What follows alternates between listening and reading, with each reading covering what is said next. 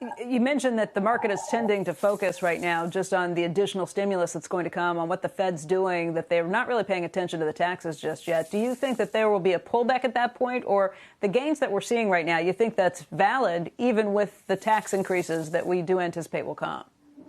I think the rise is going to continue. I mean, the trajectory. But, I mean, there are some people out there said, oh, no, he's not going to be able to get the tax increases.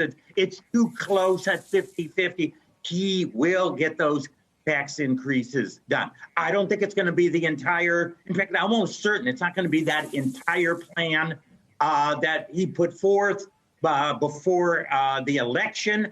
But a lot of it will be there. And we know about ups and downs in markets.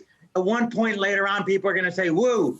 You know, maybe we got too excited, and I think we'll see a cooling off at that particular time, maybe even a correction in the market. On balance, though, 2021 still looks quite positive for me. Not for bonds, though.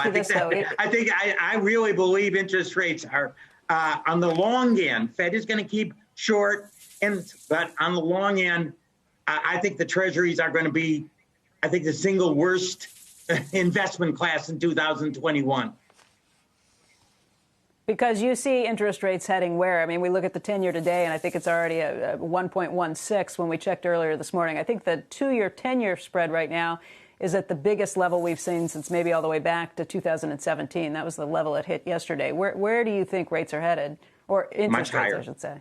I mean, I definitely think we could get What's much higher? To 2% on the 10-year by the end of this year, maybe even higher.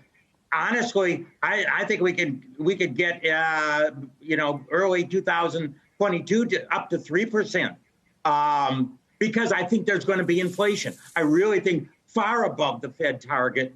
I think we may see 3-4%, not just 2.5. Fed said we're just going to go a little bit over. They don't have the ability to control that closely. They're going to go a lot over, and bondholders not going to be happy, and they're going to demand higher interest rates. Well, I was going to say, what does that in turn mean for market prices? Because if bonds are looking like a worse and worse place to put your money, does that mean more money flows out of that and into the markets, particularly if it's inflation? You don't want to keep it in cash for too long.